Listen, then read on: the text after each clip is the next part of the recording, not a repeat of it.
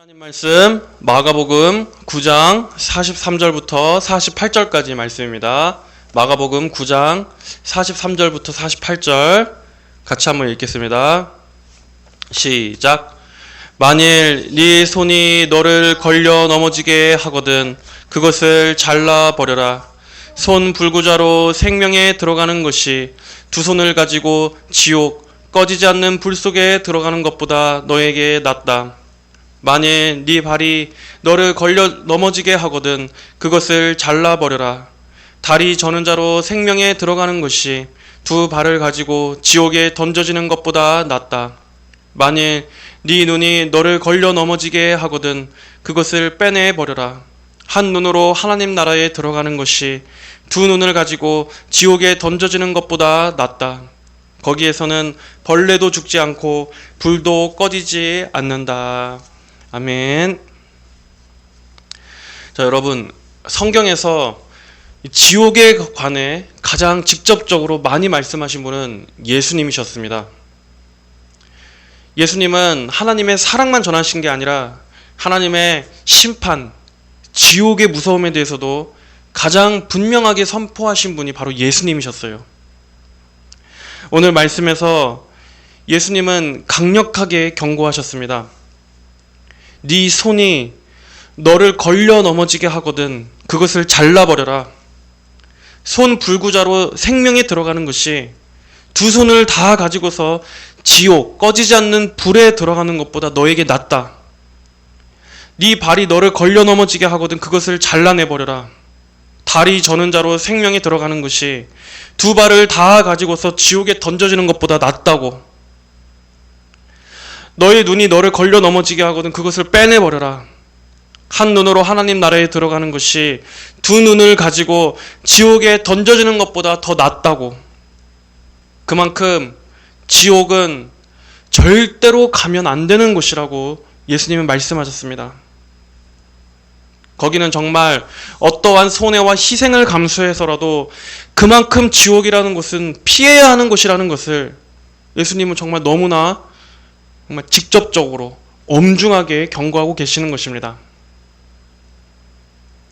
물론 손과 발과 눈 자체가 여기에서 죄가 나오는 것은 아니죠. 죄는 우리의 마음에서 나옵니다. 여기서 이 지체들을 예수님이 말씀하신 이유는 이러한 것들이 죄를 짓게 하는 통로의 의미로서 말씀하신 거예요. 손은 우리가 실제적으로 죄를 짓는 행위를 하게 만듭니다. 발은 우리가 죄로 향하게 만듭니다. 그리고 눈은 눈을 통해서 온갖 욕망과 정욕과 탐식, 음욕이 품어지게 합니다. 한마디로 이 지체들 자체가 중요한 게 아니라 죄로 이끄는 모든 것들, 그것이 설령 우리의 몸에 아주 중요한 신체의 일부라 할지라도 그것들을 잘라내 버리라는 결단을 해서라도 절대로 지옥만큼은 가서는 안 된다는 것입니다. 여기서 찍어내라 하는 말씀은 죄와 단호하게 결별하라는 뜻입니다. 내 영혼이 구원을 받느냐 멸망해서 지옥에 가느냐 하는 문제는 정말 우리 사람에게 가장 중요한 문제, 중대한 문제이기 때문에 거기에는 어떠한 협상이나 타협이 있어서는 안 됩니다. 죄와 적당하게 잘 지내면서도 영생의 길을 갈 수는 없는 것입니다. 성경을 잘 보면 예수님은 영생과 지옥을 비교하십니다. 손 하나를 잃는 게 영생을 잃는 것보다 낫다. 눈 하나를 잃는 것이 영원한 생명을 잃는 것보다는 낫다. 죄를 끊는 대가가 아무리 커 보여도 우리의 영혼과 비교하면 아무것도 아니라는 것입니다. 여러분, 우리는 이 말씀의 무게를 얼마나 실감하고 있습니까?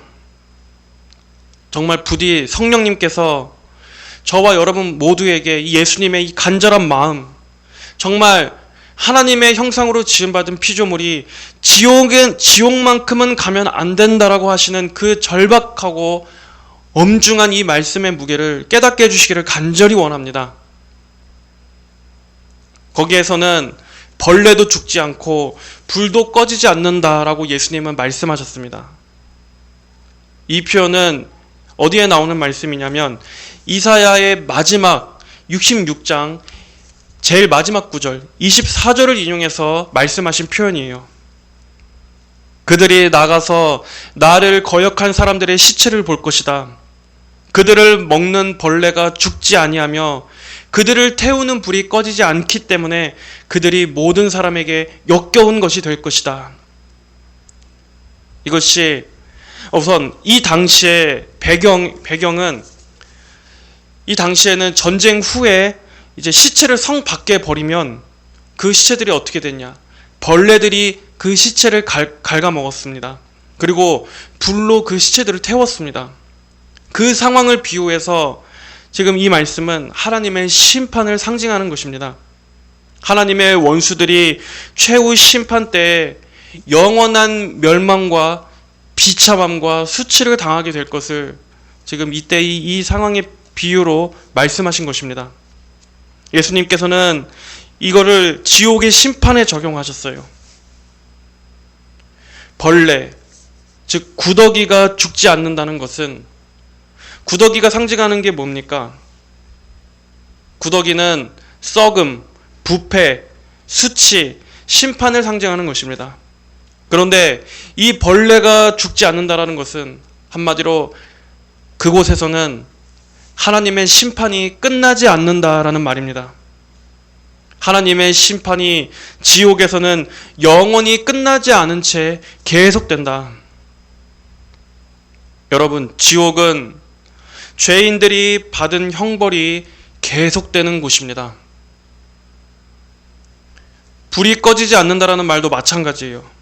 성경에서 불은 하나님의 심판을 상징합니다. 이 불은 아무도 끌 수 없습니다. 하나님의 심판의 불은 아무도 끌 수가 없어요. 그런데 그 하나님의 진노와 심판이 지옥에서는 꺼지지 않는다. 영원히 중단되지 않는다는 것입니다.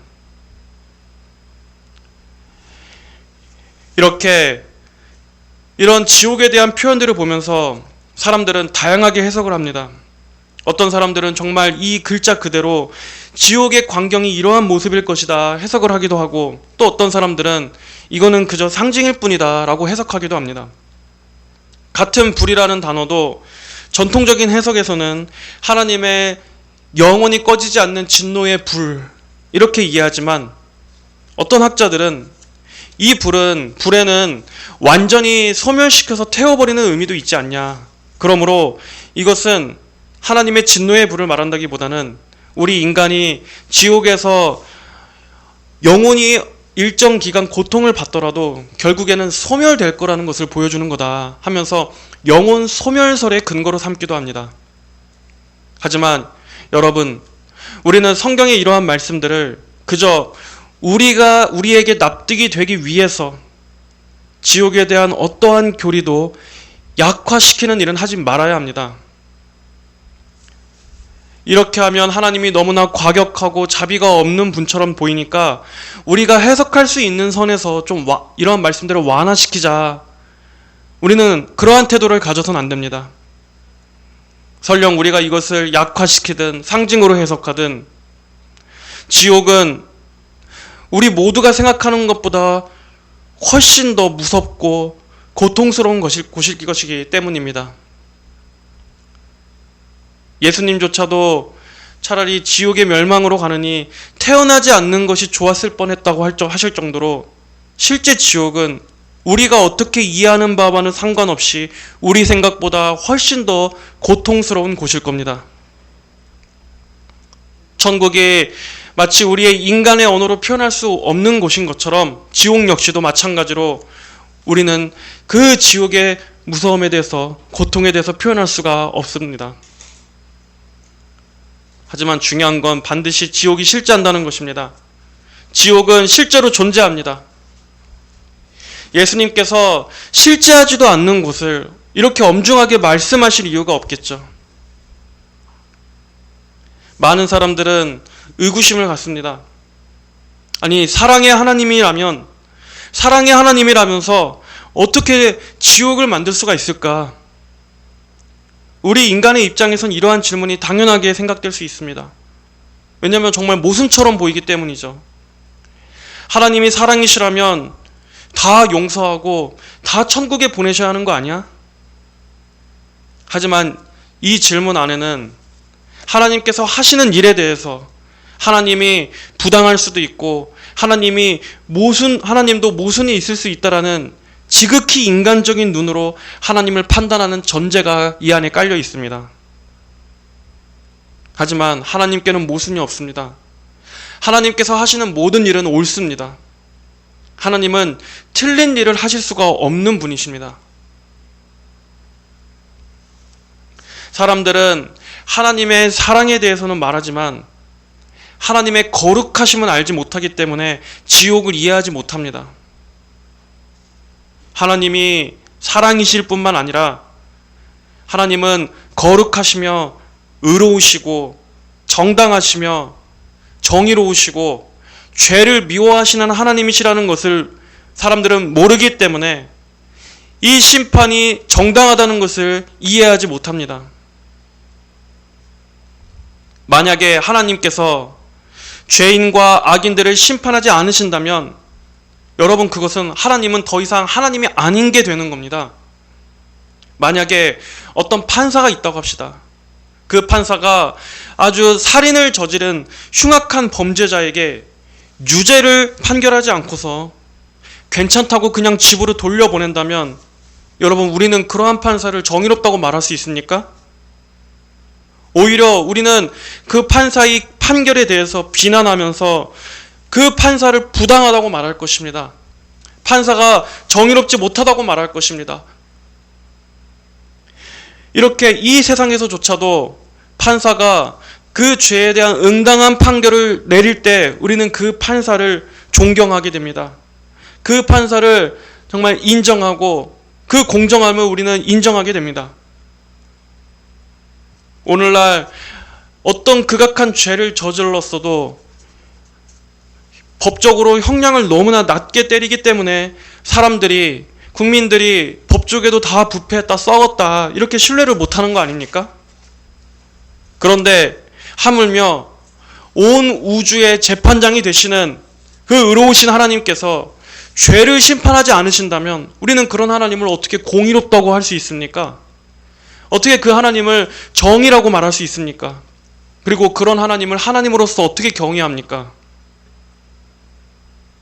그러므로 지옥이 있다라는 것과 하나님의 심판이 있다는 것은 하나님의 성품의 지극히 필연적인 결과입니다. 당연한 것입니다. 성경은 분명히 증거하고 있습니다. 시편 9편 7절 8절에 여호와께서 영원히 앉으시며 심판을 위하여 보좌를 준비하셨도다. 그가 의로 세계를 심판하시며 정직으로 만민에게 판결을 내리시리도다. 또 전도서 12장 14절에서는 하나님은 모든 행위와 은밀한 일을 선악간에 심판하시리라 말씀했습니다. 시편 7편 11절 12절에서도 하나님은 의로우신 재판장이시며 매일 분노하시는 하나님이시로다. 사람이 회개치 아니하면 저가 그 칼을 가르시며 그 활을 이미 당겨 예비하셨도다 라고 말씀하고 있습니다. 이렇게 하나님의 심판과 형벌이 있다는 것 자체가 하나님께서 정의로우시다는 것이고, 또 하나님이 정의로우신 분이시기 때문에 하나님은 반드시 죄악에 대해 심판하시는 분인 것입니다. 물론 그런데 여러분, 그래요. 이렇게 극악한 죄인들을 심판하는 것에 대해서는 많은 사람들이 동의가 될 겁니다. 그런데 사람들이 동의할 수 없는 부분은 뭐냐? 하나님께서 단지 예수님을 믿지 않는다는 이유만으로 사람들을 영원한 지옥에 보낸다고 하는 이 부분을 도저히 받아들일 수가 없다 하는 것입니다. 이 부분이 사람들로 하여금 하나님에 대한 가장 분노를 갖게 만드는 그 지점일 것입니다. 그러나 여러분, 단지 예수님을 믿지 않는 이유 때문에 지옥에 가는 게 아니라 사람은 자기의 죄 때문에 지옥에 가는 것입니다. 이것을 분명히 똑똑히 잘 생각해야 됩니다. 하나님께서 인간을 창조하셨는데 피조물인 인간이 그 하나님께 반역을 했기 때문에 지옥에 가는 것입니다.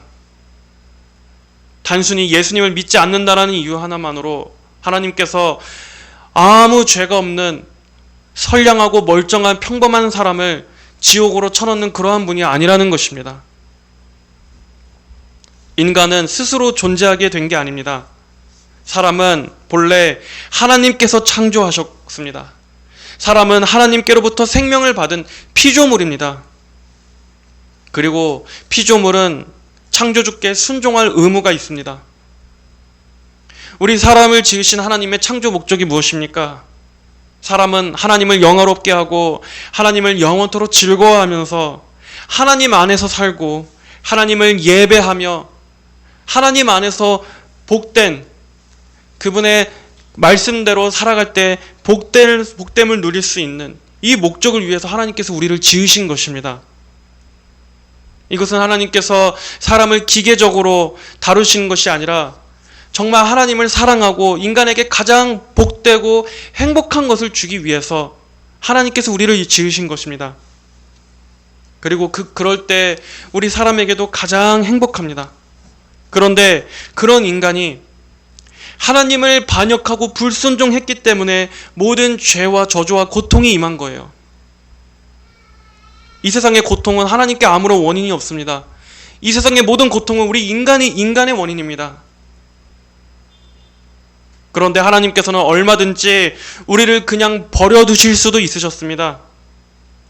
우리가 착각하는 게 하나님은 우리를 구원하실 의무가 없어요. 여러분, 하나님께 그 누구도 우리를 구원해야 한다라고 강제적으로 책임을 짊어지운 적이 없습니다. 하나님은 모든 사람을 그냥 원죄와 자범죄 가운데 그냥 내버려 두셔서 다 심판하신다고 해도 그래도 여전히 하나님은 의로우신 하나님이시고 그래도 하나님은 전혀 부당할 것이 없습니다. 그것은 죄에 대한 당연한 판결이에요. 그러나 그럼에도 불구하고 하나님께서는 우리 사람을 멸망하도록 버려두시지 않으셨습니다. 하나님께서는 그냥 놔둬도 전혀 하나님의 영광에는 하나님의 명예에는 전혀 해가 될 것이 없음에도 불구하고 그럼에도 하나님은 그런 죄인들을 구원하시기 위해서 우리를 구원하시기 위해 사랑하시는 독생자 예수 그리스도를 보내주셨습니다. 죄는 반드시 심판해야 합니다. 그런데 그 심판을 우리에게가 아니라 예수님께 쏟아부으셨어요. 하나님의 법대로라면 우리가 심판받고 죽었어야 했는데 하나님은 그거를 우리에게 쏟아붓지 않으시고 사랑하시는 아들, 유일하신 아들 예수님에게 우리의 죄에 대한 모든 진노와 형벌을 쏟아부으신 거예요. 어떻게 이런 방식으로 우리를 구원하실 수가 있으셨습니까? 절대 인간에게서는 이러한 해결 방법이 고안될 수가 없는 생각입니다. 그런데 하나님께서는 우리를 구원하시기 위해 아무 죄가 없으신 하나님의 아들을 죽게 하셨습니다. 아들을 지옥에 보내셨습니다. 이처럼 하나님께서 죄인인 우리들에게 은혜를 주셨는데 그럼에도 사람이 그러한 하나님의 사랑을 거부한 것이 여러분 가벼운 죄입니까? 그런데도 하나님을 여전히 부당하다고 말할 수 있습니까? 예수님을 안 믿어서 지옥에 가는 게 아니라 원래 지옥에 갈 수밖에 없었기 때문에 지옥에 가는 겁니다. 사람이 자기 스스로 하나님을 반역해서 지은 자신의 죄 때문에 지옥에 가는 것입니다. 오히려 하나님은 구원하시고자 하셨습니다. 오히려 하나님은 구원의 은혜를 베풀어 주셨습니다. 그런데 그것조차도 거절했기 때문에 지옥에 가는 것입니다. 그러므로 예수님을 믿지 않는다고 심판하시는 걸 부당하다고 말할 게 아니라 하나님께서 충분히 구원의 은혜를 베푸셨는데도 그것조차 거절한 인간이 악하다는 것을 봐야 합니다. 예수님을 주시면서까지 죄인들에게 자비를 베푸신 그 하나님의 사랑을 더 크게 봐야 하는 것입니다. 그리고 거기에 인간은 어떠한 핑계도 댈 수가 없다. 여러분, 기독교가 아니더라도 다른 종교에서도 지옥에 대한 개념들이 다 있습니다. 다른 종교에도 지옥과 형벌의 개념이 있고, 그리고 그들은 그걸 믿었습니다. 그런데 오히려 가장 지옥의 실제에 대해서 믿어야 할 우리 기독교인들은 지옥을 그다지 생각하지 않으며 살아가고 있는 것 같아요. 여러분, 가장 지옥에 대해서 진지해야 될 우린 지옥을 얼마나 실제처럼 여기며 살아갑니까? 하지만 과거 청교도들은 지옥을 바로 아는 것이야말로 복음을 가장 귀하게 만드는 길이다라는 이 관점을 항상 고수했었습니다. 지옥을 바로 아는 것. 우리는 지옥의 모습 하면 이러한 과거의 지옥에 대한 그런 묘사를 그린 어떤 그림들, 사파들을 통해서 그런 생각으로 우리는 보통 떠올리고는 하죠. 지옥은 아주 무서운 악마가 입을 벌리고 있고 사람들이 막 그 악마의 입속으로 떨어지거나 아니면 수많은 사람들이 뜨겁게 끓고 있는 그 솥에서 막 뜨거워서 고통에 몸부림치고 막 불바다가 이렇게 있고, 우리는 지옥하면 그러한 이미지들을 상상합니다. 하지만 여러분, 지옥의 가장 큰 고통은 하나님과 연결지어서 생각해야 합니다. 하나님으로부터 받는 형벌의 관점에서 지옥을 생각해야 됩니다. 지옥은 어떤 그런 무서운 광경, 어떤 육체가 겪는 그 고통만이 무서운 것이 아니라 지옥은 하나님의 진노가 그 위에 임한 곳이기 때문에 무서운 곳입니다. 토마스 왓슨이라는 청교도는 말했습니다. 지옥은 하나님의 자비가 단 한 방울도 떨어지지 않는 곳이다. 그래요. 여러분, 우리가 사는 이 땅에서는 하나님을 믿지 않는 사람이라고 해도, 불신자도 이 땅에서는 여전히 하나님의 일반적인 은총 속에서 살아갑니다. 불신자에게도 따뜻한 햇빛이 내리칩니다. 불신자에게도 이 세상에서 이 숨 쉴 수 있는 공기가 있습니다. 또 건강과 가족과 친구들과 함께 웃고 보내는 행복한 시간들을 누릴 수 있습니다. 매일매일 먹을 수 있는 음식이 제공됩니다. 즐길 수 있는 음악이 있습니다. 또 누릴 수 있는 아름다운 자연의 풍경들이 주어집니다. 불신자에게도 이 모든 것들은 하나님께서 베푸신 선하신 일반 은혜입니다. 하지만 지옥에는 그러한 은혜가 없습니다. 당연하다고 생각하고 누렸던 그런 가장 기본적인 은혜의 한 방울조차도 지옥에는 없습니다. 이 생에서 하나님의 자비를 무시했기 때문에 지옥에서는 하나님의 자비가 없습니다. 지옥에서는 이 땅에서 누렸던 그러한 좋은 것들, 그저 값없이 제공되었던 하나님의 그러한 은혜들은, 자기가 누렸던 그 모든 좋은 기억들은 단 하나도 기억이 나지 않고 오로지 내게 기회가 있었지만 나는 그 기회를 잃어버렸구나 하는 후회만 가득할 것입니다. 내가 살아생전 누렸던 그 당연한 것들이 하나님께서 내 인생에 베푸신 선하신 은혜였구나, 하나님의 자비하심을 생각하고 하나님께 돌아오라라고 하는 그 메시지였구나 하는 그것만 떠오르게 될 것입니다. 지옥은 또한 하나님과 완전히 단절되는 곳입니다. 물론 지옥에도 하나님의 임재는 있습니다. 아니, 어쩌면 매 순간 실제로 하나님의 그 임재를 바로 느낄 수 있을 것입니다. 그러나 그 임재는 하나님의 진노와 두려우신 임재입니다. 하나님의 그 불같은 진노를 매 순간 마주하는 곳이 지옥입니다. 하나님의 진노가 그 위에, 그것도 영원히 임하여 계시는 곳이 바로 지옥입니다.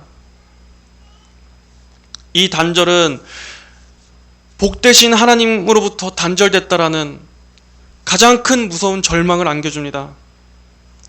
데살로니가 후서 1장 8절 9절은 말씀했습니다. 하나님을 모르는 자들과 우리 주 예수의 복음에 복종하지 않는 자들에게 형벌을 내리시리니 이런 자들은 주의 얼굴과 그의 힘의 영광을 떠나 주의 얼굴과 그의 힘의 영광을 떠나 영원한 멸망의 형벌을 받으리로다. 여러분, 하나님의 얼굴로부터 떠난다는 것이 얼마나 무서운 건지 아십니까? 성경에서 말하는 가장 큰 복은 하나님을 보는 것입니다. 그런데 반대로 가장 큰 저주는 그 하나님을 영원히 잃는 것입니다. 하나님께서 더 이상 그 얼굴을 향하여 주시지 않는 것입니다. 주의 얼굴과 그의 힘의 영광을 떠나 하나님은 이 땅에서 그에게 수없이 선하신 하나님의 얼굴을 향하기를 원하셨습니다. 하지만 그럼에도 그는 듣지 않았습니다. 보지 않았습니다. 하나님의 그 선하심을 거절했습니다. 그랬기에 지옥은 하나님께서 그를 향해 얼굴을 돌리시는 곳입니다. 하나님이 얼굴을 돌리신다는 것은 곧 하나님과 분리를 말합니다. 하나님을 영원히 잃어버림을 말합니다. 더 이상 하나님이 자비를 베푸시지 않습니다. 천국이 하나님을 얻는 것이라면 반대로 지옥은 하나님을 영원히 잃는 것입니다. 다시는 기회가 없이 잃는 것입니다. 여러분, 우리 인간에게 하나님을 잃는다는 것이 얼마나 무서운 의미인 줄 우리는 압니까? 정말 그거야말로 인간으로서 모든 것이 끝장나는 겁니다. 또한 성경에서 지옥은 바깥 어둠, 울며 이를 가는 곳이라고 묘사됐습니다.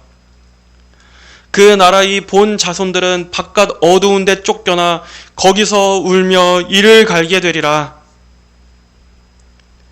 마태복음 22장의 혼인잔치 비유에서도 임금이 사환들에게 말하되 그 손발을 묶어 바깥 어두운 데 내던져라. 거기서 슬피 울며 이를 갈리라. 마태복음 25장 달란트 비유에서도 이 무익한 종을 바깥 어두운 데로 내쫓으라. 거기서 슬피 울며 이를 갈리라. 하나님은 모든 선한 것의 근원이십니다. 하나님은 빛이십니다. 기쁨과 즐거움의 원천이 하나님께 있습니다. 그런데 그 하나님을 이 땅에서 거절했기 때문에 이제 하나님은 그 정반대의 것이 임하게 하십니다. 하나님 안의 빛이 아니라 하나님 바깥으로 내쫓긴 어둠, 하나님께 속하기를 그토록 싫어했기 때문에 이제는 하나님께서 바깥으로 내쫓아 버리십니다. 거기는 빛도 소망도 없는 어둠입니다. 여러분, 울며 이를 간다라는 이 말씀을 한번 생각해 보십시오. 울며 이를 가리라. 굳이 해석을 안 한다고 해도 얼마나 그 지옥에서의 그 고통을 생생하게 묘사해 줍니까? 지옥에서는 다시는 돌이킬 수 없구나, 다시는 돌아갈 기회가 없구나 하는 후에 통곡할 것입니다. 정말 극심한 절망, 완전한 절망 때문에 부르짖을 겁니다. 문을 두드린다고 하지 않았습니까? 슬피 울며 이를 부득부득 간다 하지 않았습니까? 그럼에도 더 이상 돌아갈 수가 없습니다. 아무것도 바뀌지 않아요. 다시 그때로 돌아갈 수가 없어요. 모든 은혜의 때가 지나갔기 때문입니다. 이미 이 땅에서 하나님께서 주신 그 시간 동안에 하나님께서 수없이 오라고 하셨던 그 은혜의 손길들이 이미 지나가 버렸기 때문입니다. 하지만 그러면서도 이를 갑니다. 이 이를 간다라는 것은 지옥은 인간의 모든 악이 극도로 분출되는 곳이기 때문에 형벌을 받으면서도 그 마음이 하나님께 굽혀지지가 않습니다. 하나님께 굽혀지는 것도 여러분 은혜가 임해야 마음이 부드러워지는 거예요. 그런데 지옥에서는 이제는 더 이상 그 어떤 작은 은혜조차도 주시지 않기 때문에 인간은 그 악 그대로 완전히 유기된 상태에서 이 일을 간다는 것은 자기 자신에 대해서 일을 가는 것도 있지만 하나님을 향해 일을 가는 것입니다. 하나님을 향한 분노와 그 완고한 그 반항을 그대로 표출하여 부득부득 일을 가는 겁니다. 리차드 백스터는 이렇게 표현했었습니다. 지옥은 내가 그때 회개했더라면 이라는 생각이 영원히 반복되는 곳이다.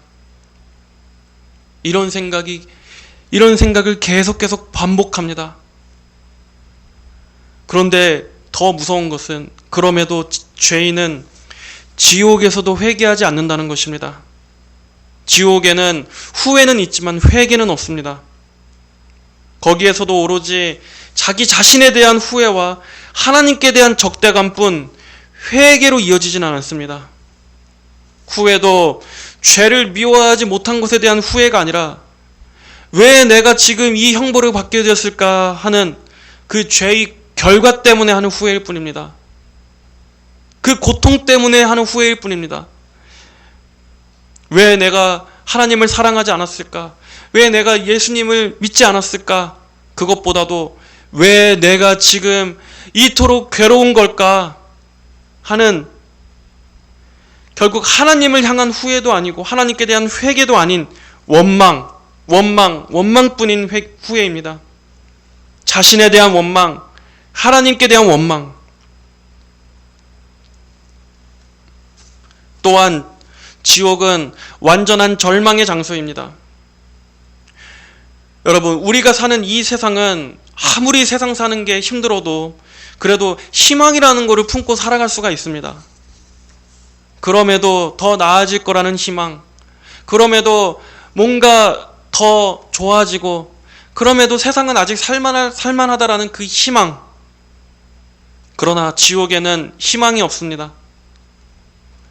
소망을 주시는 하나님을 거절했기 때문에 지옥에는 절망밖에 없습니다. 내일도 없습니다. 미래도 없습니다. 지옥에는 끝도 없습니다. 좋아질 가능성도 없습니다. 그 상태 그대로 우리가 상상할 수도 없는 개념인 그 영원, 그 상태 그대로 영원을 보내야 하는 곳입니다. 아, 이제 끝났나? 아, 도대체 이 고통이 언제 끝나지? 라는 기대 자체가 존재하지 않습니다. 1시간 후에도, 1000년 후에도, 10,000년 후에도 형벌이 도통 끝나지 않습니다. 영원히 고통받는 채로 영원하신 하나님의 진노를 영원히 마주하며 영혼과 육체 모두가 고통을 받아야 하는 기간이 영원히 지속되는 곳이, 그런 곳이 바로 지옥입니다. 또 지옥에는 사랑도 없습니다. 아무리 이 세상이 죄악되더라도 그럼에도 세상에 사랑이 있습니다. 가족 간의 사랑이 있고, 친구 간의 우정이 있고, 또 인간관계에서도 친절함과 배려와 또 누군가를 동정하고 연민을 갖는 등의, 이렇게 인간이 하나님의 형상이기 때문에 어쨌든 그런 사람들이 모여있는 이 세상에는 하나님을 닮은 그런 사랑의 마음들이 있습니다. 아무리 세상이 부패했어도 그럼에도 서로 간에 위하는 마음이 조금은 남아 있습니다. 하지만 지옥에는 사랑이 없습니다. 사랑이신 하나님을 거절했기 때문에 지옥에는 사랑이 없습니다.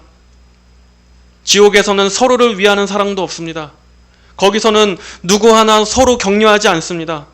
서로 동정하지 않습니다. 돕지 않습니다. 고통을 같이 나누지 않습니다. 그리고 하나님의 사랑도 없습니다. 오직 하나님의 공의로운 심판 아래 놓인 존재들만 있습니다. 여러분, 이렇게 지옥은 정말 하나님께서 말씀하신 대로 정말 영원한 형벌, 정말 들어가서는 안 되는 그러한 곳입니다. 왜 이렇게 지옥이 고통스럽습니까? 왜 이렇게 지옥이 형벌이 무거워야 합니까? 바로 죄가 무한하신 하나님, 그 무한히 거룩하신 하나님께 대하여 반역한 것이기 때문에 그 하나님께 대한 반역의 형벌이 역시도 무한하고 영원히 계속되는 것입니다. 잠깐 동안 벌 받다가 나오는 것이 아닙니다. 가톨릭의 연옥 같은 것은 없습니다. 잠시 고통받다가 깨끗하게 정화돼서 다시 나올 수 있는 그러한 곳이 아닙니다. 그들은 영벌에, 의인들은 영생에 들어가리라. 천국의 영생이 영원한 것처럼 지옥의 영벌도 영원한 것입니다. 천국의 영생이 영원한 것처럼 지옥의 영벌도 영원합니다. 그리고 그런 죄인에 대해서 행하시는 하나님의 이 진노와 하나님의 집행은 거룩하고 의로운 것입니다. 우리는 지옥의 고통 자체보다도 먼저 하나님의 거룩하심과 의로우심을 생각해야 합니다. 하나님이 어떠한 분이시며 하나님이 어떠한 분이시기 때문에 그 하나님을 거역한 죄라는 것이 얼마나 심각한 것이구나. 우리는 이 관점으로 생각해야 됩니다. 여러분, 누구보다도 예수님께서 지옥을 많이 말씀하셨습니다. 예수님께서 지옥을 왜 많이 말씀하셨겠습니까? 듣는 사람들로 하여금 공포를 조장하기 위해서, 지옥의 공포로 사람들을 억압하기 위해서가 아닙니다. 듣는 이들로 절망하게 하기 위해서가 아니에요. 오히려 그만큼 구원을 더 절실하게 드러내기 위해서입니다. 우리가 비록 지옥에 대해서 많은 것은 알 수가 없습니다. 하지만 이렇게 성경에서 증거하는 몇 가지 구절들만 보더라도 정말 지옥은 너무나 두려운 곳이라는 것을 우리가 알 수 있지 않습니까? 어떻게 사람으로 태어나서 하나님의 형상으로 지음받은 인간이 이러한 지옥에서 영원을 고통을 당하게 된다? 얼마나 비참하고 참혹하지 않습니까? 그렇다고 지옥을 예비해 두신 하나님이 부당한 것이 아닙니다. 하나님께서는 악인의 멸망조차 기뻐하지 않는다고 말씀하셨어요. 하나님은 부디 영혼들이 멸망하지 말고 살라고, 정말 생명으로 나아오라고 하나님은 아들까지 주시면서까지 우리에게 구원을 베푸셨습니다. 여러분, 그러므로 정말 아직 예수님을 믿지 않는 사람은 여러분 속히 정말 예수님을 믿으셔야 합니다. 예수님께로 피하셔야 합니다. 성경에서는 예수님께로 피하라고 하는 이 구원의 긴급함, 정말 이 즉시 예수님께로 피하라는 이 긴급함이 성경에는 항상 깔려 있어요.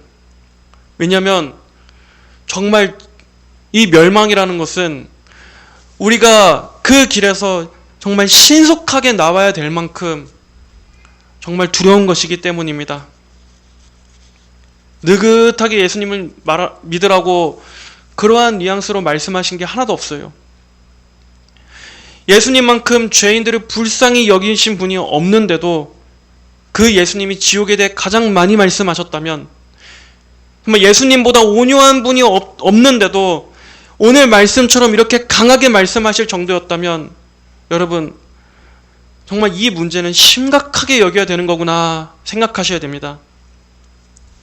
우리는 너무나 현세적이라서 당장 오늘, 그저 이 세상, 그저 내 앞날만 보고 우리는 살지만 예수님의 눈에 보이는 우리는 어떠한 존재였겠습니까? 이 세상의 모든 사람이 다 영원으로 향해 지금 나아가고 있는 존재들로 예수님은 보셨을 겁니다. 그렇습니다. 여러분, 우리 모두는 지금 영원을 향해서 달려가고 있는 존재들입니다. 우리는 그저 이 땅에서 잠깐 살다가 잠깐 일하고 돈 벌고 먹고 사는 거에 그렇게 매여 살면서 혼통 그 생각만 살다가 그냥 소멸돼 버리는, 우린 그러한 존재가 아니에요. 우리는 모두가 다 영원을 향해서 살아가는 존재입니다. 그리고 반드시 이 땅에서의 우리의 생은 끝이 있습니다. 언젠간 끝이 있습니다. 사람이 한 번 죽는 것은 정해진 것이요 그 이후에는 심판이 있으리니, 끝이 있고 이 땅에서의 죽음이 있고, 그리고 그 이후에는 소멸이 아니라 심판이 있으리니, 심판이 있습니다.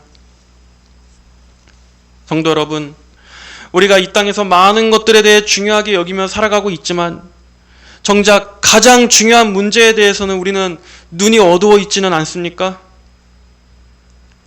정말 지금 당장 예수님께로 피해야만 영원한 형벌을 면할 수 있다는 이 가장 중요한 문제를 두고서도 여러분은 지금 어디에 신경을 쓰고 있습니까? 어디에 여러분의 마음과 시간과 인생을 지금 쏟고 있습니까? 십자가가 중요한 이유는 정말 지옥이 실제하기 때문입니다. 물론 지옥에 대한 두려움 때문에 예수님을 믿는, 지옥에 대한 그 공포 때문에 예수님을 믿는 그 이유 하나만 되는 것은 바른 목적은 아닙니다.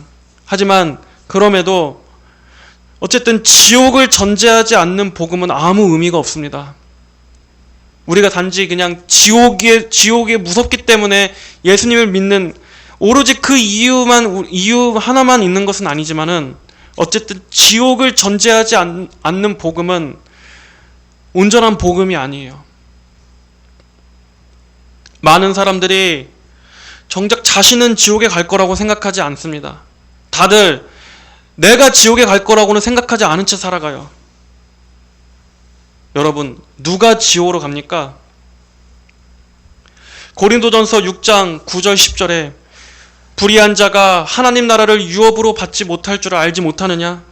미혹을 받지 말라. 음행하는 자나 우상 숭배하는 자나 간음하는 자나 남색을 하는 자나 도적이나 탐욕을 부리는 자나 술 취하는 자나 모욕하는 자나 속여 빼앗는 자들은 하나님 나라를 유업으로 받지 못하리라 말씀했습니다. 또 요한계시록 21장 8절에서 그러나 두려워하는 자들과 믿지 아니하는 자들과 흉악한 자들과 살인자들과 음행하는 자들과 점술가들과 우상 숭배자들과 모든 거짓말하는 자들은 불과 유황으로 타는 못에 참여하리니 이것이 둘째 사망이라 라고 말씀했습니다. 여기 열거한 부류의 사람들, 핍박 때문에 그리스도를 부인하고 세상을 선택한 배교자들, 복음을 끝끝내 거부한 불신자들, 그리고 도덕적으로 타락한 삶을 계속해서 지속하는 사람들, 그 밖에 마술과 주술과 무당과 영적 사술들, 오컬트 이러한 것들을 쫓는 사람들, 그리고 거짓된 삶과 거짓말을 계속하는 사람들, 한마디로 총칭해서 죄 가운데 계속 머물러 있는 자들입니다. 하나님의 진리를 따르지 아니하고 예수 그리스도에 대한 믿음으로 살지 않는 사람들, 그리스도께로 나오지 않는 사람들입니다. 그렇다고 해서 여기에 열거된 이 행위만 하지 않는다고 해서 괜찮은 겁니까? 나는 간음하지도 않았어요. 저는 동성애도 안 했어요. 저는 도둑질하지 않았어요. 저는 그렇게 크게 돈 욕심이나 세상 욕심이 없어요. 저는 술도 안 마십니다. 저는 딱히 누구 욕하지도 않아요. 저는 우상 숭배도 안 하는데요. 저는 거짓말도 싫어합니다. 그렇다고 해서 그저 다 괜찮은 겁니까? 이 세상에 흉악한 살인자들과 거짓말하는 자들과 불륜을 저지르는 자들만 다 지옥에 갑니까? 단순히 불신자만 지옥에 갑니까? 만약에 그러한 부류의 사람들에게만 지옥이 전해져야 되고 그렇다면 여러분, 교회에서 지옥 설교를 할 필요가 없습니다. 교회에서 지옥에 대해서 말할 필요가 없습니다. 무신론자만 지옥에 가는 게 아닙니다. 기독교를 공격하는 반기독교 지식인들만 지옥에 가는 게 아닙니다. 여러분, 종교인도 지옥에 갑니다. 착하고 선량한 사람들도 지옥에 갑니다. 그리고 교회에 다니는 사람도 지옥에 갈 수 있습니다. 거듭나지 않은 사람은 모두가 다 지옥에 갑니다. 예수께서 대답하여 이르시되 진실로 진실로 내게 이르노니 사람이 거듭나지 아니하면 하나님 나라를 볼 수 없느니라. 사람이 거듭나지 아니하면 하나님 나라를 볼 수 없느니라. 착하게 살지 아니하면, 간음하지 아니하면, 도둑질하지 아니하면 하나님 나라를 볼 수 없느니라가 아니라 사람이 거듭나지 아니하면 하나님 나라를 볼 수 없느니라. 하나님 나라를 볼 수 없다는 것은 그냥 눈으로 보지 못한다라는 의미가 아니라 하나님 나라에 참여하지 못한다는 뜻입니다. 하나님 나라에 들어갈 수가 없다는 뜻입니다. 사람이 거듭나지 아니하면, 즉 물과 성령으로 거듭나 우리의 영혼이 성령에 의해서 중생케 되어 진정으로 예수님을 영접한 그 신앙이 아니라면 내 영혼이 죄와 사망 가운데 죽어있던 영혼에서 성령으로 말미암아 내 영혼이 거듭나지 아니하면 그는 하나님 나라에 들어갈 수가 없다. 그러면 결국 어디로 가겠습니까? 그는 어디로 가겠습니까? 교회 안에 거듭나지 않은 채 종교 생활만 하고 있는 그 사람들은 결국 어디로 가겠습니까? 우리는 지옥에 관한 말씀을 거리에 수많은 불신자들에게 하기 이전에 먼저 오늘날에 교회 안에 앉아있는 사람들이 이 말씀을 들어야 할 것입니다. 왜냐하면 교회 안에 있다라는 그 사실만으로 어쩜 가장 큰 착각 속에 속을 수 있기 때문입니다. 청교도 리차드 백스터라는 분은 회심하지 않은 사람들을 보면서 탄식하며 이렇게 말했다고 합니다. 나는 교회 안에 앉아있는 수많은 사람들이 스스로 천국에 갈 거라 확신하면서도 실제로는 영원한 멸망을 향해 가는 모습을 본다. 여러분, 지옥으로 가면서도 찬송을 부르며 그 길을 얼마든지 갈 수 있습니다.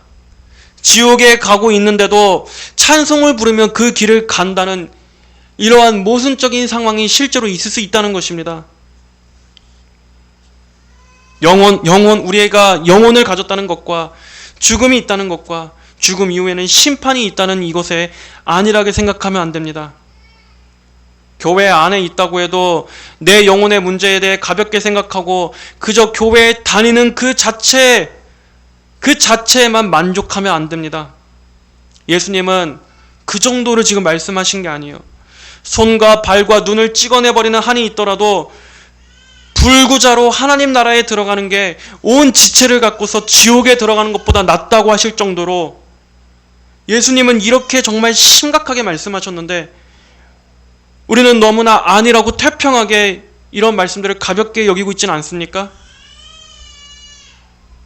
그런 안일한 마음이 있다는 것 자체가 그 사람 마음에 천국보다는 실제로는 이 세상을 더 사랑하고 있다는 증거입니다.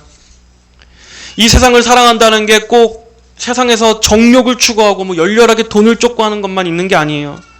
천국에 대해 미지근한 것도 이 세상을 사랑하고 있다는 증거입니다. 지옥에 대해 무감각하다는 것도 그 마음이 실상 이 세상이 더 크다는 증거예요. 그 마음에 자리 잡고 있는 게 세상이 지금 더 크게 자리 잡고 있다. 내가 언젠간 하나님의 심판대 앞에 선다라는 것을 잊고 사는 것도 이 세상이 전부인 것처럼 여기고 있다는 증거입니다. 예수님께서는 나더러 주여 주여 하는 자마다 다 천국에 들어갈 것이 아니요. 이런 말씀을 잘 기억해 보십시오.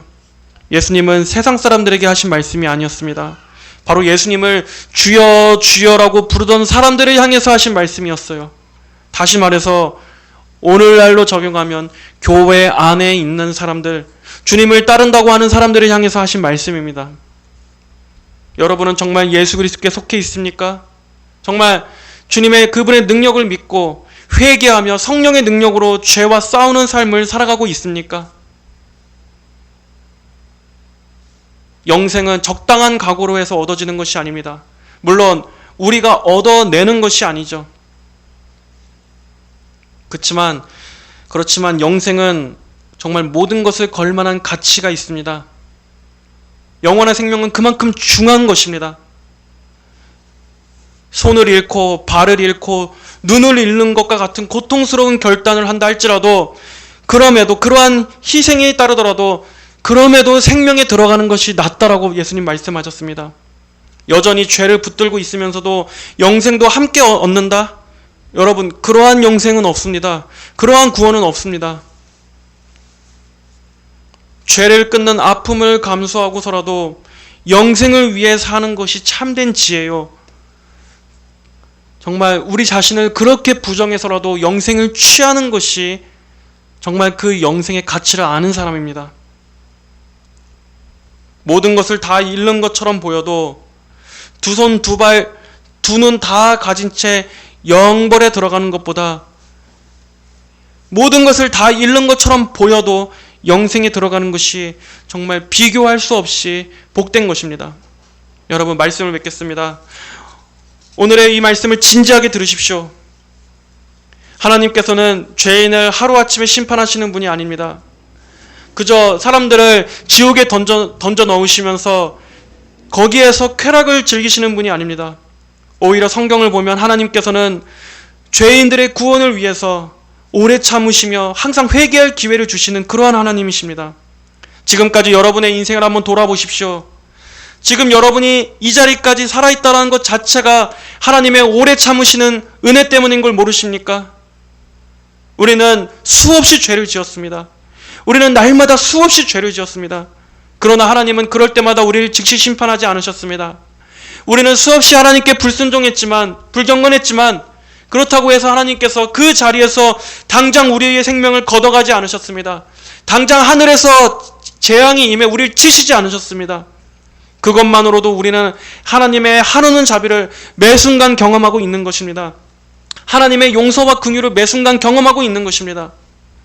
우리가 이렇게 죄와 허물이 많은 존재임에도 불구하고 하나님께서는 그때마다 우리를 치신 것이 아니라 우리의 양심을 깨우치시고 또 말씀으로 훈계하시고 우리의 삶을 통해 우리 길을 교정하시며 또 때때로 우리가 말을 안 들으면 고난을 주셔서라도 하나님 앞에 다시 정신을 차리도록 그렇게 하나님 앞으로 불러주시고 인도해 주셨습니다. 또 그럼에도 너무나 과분하게 우리의 삶의 여러 가지 공급을 통해서 때로는 형통함을 통해서 이런 죄인임에도 불구하고 그럼에도 하나님은 우리를 사랑하신다는 것, 그럼에도 하나님은 선하신 분이라는 것을 얼마나 많이 경험하게 해주셨습니까? 그렇게 하나님께서는 우리를 수없이 회개의 자리로 인도해 주셨습니다. 사도 바울은 말했습니다. 하나님의 인자하심이 너를 인도하여 회개하게 하심을 알지 못하느냐? 그렇게 하나님은 억지로 끌고 오시는 분이 아니라 이렇게 오랫동안 우리를 죄인들을 사랑하시고 참아주시고 기다려주시고 계속해서 회개로 초청해 주시는 그러한 분이셨습니다. 여러분, 절대로 하나님께서 지옥을 예비해 두셨다고 해서 우리는 그 하나님을 왜곡해서 바라보면 안 됩니다. 오히려 하나님을 바로 알아야 합니다. 하나님은 죄인들을 불쌍히 여기시고 죄인이라도 구원받아 그가 살기를 원하시는 분이십니다. 그리고 그럼에도 죄인들이 멸망하는 것은 하나님이 악해서가 아니라 하나님께서 베푸신 그 수많은 은혜의 부르심을 그가 거절해 왔기 때문입니다. 지금 이 순간도 마찬가지입니다. 오늘 여러분이 이 말씀을 듣고 있는 지금 이 시간도 역시 하나님께서 여러분을 지금 은혜로 부르시는 시간입니다. 성경은 여러분 앞에 두 곳에 영혼을 놓고 있습니다. 한쪽에는 영원한 생명이 있습니다. 그리고 다른 한쪽에는 영원한 형벌이 있습니다. 천국에서는 주님께서 친히 이 땅에 수고와 고생의 눈물을 흘린 그 성도들의 모든 눈물을 닦아주십니다. 그리고 그렇게 주님께서 모든 성도를 위로하실 때 다른 한쪽 지옥에서는 고통받는 멸망한 자들의 쉼없는 고통 속에서 그들의 눈물이 마르지 않을 것입니다. 천국에서는 하나님과 영원히 함께 거하며 그 환한 기쁨과 영광의 빛을 누릴 때 저 지옥에서는 하나님의 은혜에서 영원히 끊어져 버린 자들이 울며 이를 갈 것입니다. 한쪽에서는 잘하였다, 착하고 충성된 종아 라는 주님의 음성을 듣습니다. 하지만 다른 한쪽에서는 불법을 행한 자들아 내게서 떠나라 라는 하나님의 주님의 냉랭하고 두려운 선고를 듣게 될 것입니다. 한쪽에서는 기쁨의 어린 양의 혼인잔치가 벌어지지만 다른 한쪽에서는 하나님의 진노의 그 형벌의 절규가 있을 것입니다. 다니엘서 12장 2절에 땅의 티끌 가운데서 자는 자 중에 많은 사람이 깨어나 영생을 받는 자도 있겠고 수치를 당하여서 영원히 부끄러움을 당할 자도 있을 것이며 라고 했습니다. 한쪽은 영광스러운 몸으로 부활하게 되겠지만 다른 한쪽은 수치와 영원한 멸시의 상태로 부활하게 될 것입니다. 그리고 이 극명한 둘을 가르는 것은 단 하나입니다. 바로 예수 그리스도입니다. 예수 그리스도를 기점으로 이 둘의 영혼이 갈라집니다. 영생이냐, 영벌이냐, 영원한 기쁨이냐, 영원한 고통과 후회냐. 아무리 설명한다고 해도 지금의 우리는 이 말씀의 무게를 다 깨달을 수 없습니다. 우리는 아무리 깨달으려고 해도 이 말씀의 무게를 다 깨닫지 못합니다. 하지만 우리 생의 마지막, 정말 내가 내 인생의 마지막, 그 마지막 호흡, 마지막 죽음, 마지막 눈을 감는 그 자리 앞에서는 이 문제의 무거움, 이 말씀의 무게가 정말 얼마나 크고 중요한 것이었는지를 그때는 절감하게 될 것입니다. 그리고 그때 예수님이 없는 사람이 느낄 그 참담함과 완전한 절망과 공포는 얼마나 두려운 것이겠습니까? 예수님을 믿는 자에게는 천국이 기다리고 있습니다, 여러분. 하지만 예수님을 거절하는 자에게는 그 어떠한 언어로도 표현할 수 없는 무서운 심판과 형벌이 기다리고 있습니다. 그만큼 지옥은 절대로 가서는 안 되는 곳입니다. 왜 수많은 그리스도인들이, 역사상 그 수많은 기독교인들이 자기 목숨을 희생하면서까지 복음을 전하고 그랬겠습니까? 자기와는 정말 아무런 상관이 없는 사람들, 아니 어쩌면 평생토록 자기와 아무런 관련도 없을 사람들을 위해서 머나먼 땅에까지 가서 선교를 하고 피를 뿌리면서 복음을 전하고 핍박을 받으면서까지 왜 복음을 전했겠습니까? 그만큼 지옥만큼은 절대로 가서는 안 될 곳이기 때문입니다. 멸망으로 가는 자들을 건지시는 예수 그리스도를 전하기 위함입니다. 여러분, 예수님은 사람을 지옥으로 보내기 위해서 오신 분이 아니라 오히려 지옥으로 향하던 자들을 건져 천국으로 인도하시기 위해 십자가를 지신 분이십니다. 그러므로 우리를 구원하시기 위해 십자가를 지신 그분을 어떠한 손해를 감수하더라도 영생을 위해서 그분 예수님을 붙잡으셔야만 합니다. 언젠가 우리 모두는 반드시 예수님 앞에 서게 될 것입니다. 이 땅에서 우리의 구원을 위해 십자가를 지신 그 예수님을 믿지 않는다면 심판주로서 오시는 그 예수님을 마주하게 될 것입니다. 성도에게 있어서 예수님을 마주하게 될 그날은 예수님을 믿게 되어 내가 이 기쁨과 영광을 누리는구나. 이것이 가장 큰 기쁨이 될 것이지만 믿지 않는 자에게 있어서 예수님을 맞이할 때의 절망은 왜 내가 내 눈앞에 있는 이분께 나오지 않았는가 하는 것이 될 것입니다. 여러분, 하나님께서는 항상 회개를 말씀하실 때 나중을 말씀하지 않으셨습니다. 그래, 나중에 회개하거라, 나중에 상황이 준비되면 회개하거라, 너희 모든 것이 다 정리되면 그때 회개하거라. 아니요, 여러분에게 보장된 시간은 나중이 아니라 내일이 아닙니다. 바로 오늘입니다. 오늘 너희가 그 음성을 듣거든 너희 마음을 완고하게 하지 말라. 예수님께 나중에 피하는 것이 아니라 바로 오늘입니다. 오늘 그리스도께 피하십시오. 오늘 예수님께로 나오십시오. 지금 예수님의 십자가 앞으로 나오십시오. 예수님께 나아오는 것을 방해하는 죄를 지금 찍어내 버리십시오. 하나님 말씀을 못 듣게 회방하는 것을 지금 잘라내 버리십시오. 언제까지 죄를 사랑하면서 동시에 예수님도 사랑할 수 있을 거라 생각합니까? 무엇이든지 여러분을 예수님께 나아오지 못하게 하는 것이 있다면 여러분 이제는 결단하시고 생명을 택하십시오. 영생은 그럴 만한 가치가 있습니다. 하나님께서 아직 여러분을 부르고 계실 때 그 음성에 순종하십시오. 마치 불타고 있는 집에서 헐레벌떡 뛰쳐나와서 얼른 이 불에 휩싸인 옷을 벗어 던져버리듯이 죄 가운데 안일하게 살고 있던 그 삶에서 뛰쳐나와 여러분 예수님께로 지금 당장 뛰쳐 들어가십시오. 예수님께로 피하십시오. 영혼의 문제는 내 집이 불타는 것보다 더 긴박한 문제입니다. 여러분 모두가 피난처가 되시는 예수님께로 달려가 그분을 붙잡음으로써 생명을 얻게 되시기를 주님의 이름으로 축복합니다.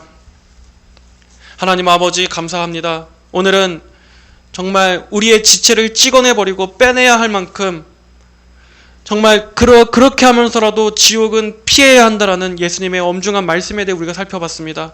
그만큼 이 문제는 중요한 문제고 우리의 영혼이 구원과 영생이냐 아니면 영원한 형벌과 멸망으로 가느냐 지옥의 영원한 고통으로 가느냐 주님은 너무나 선명하게 성경을 통해 분명히 말씀하셨습니다.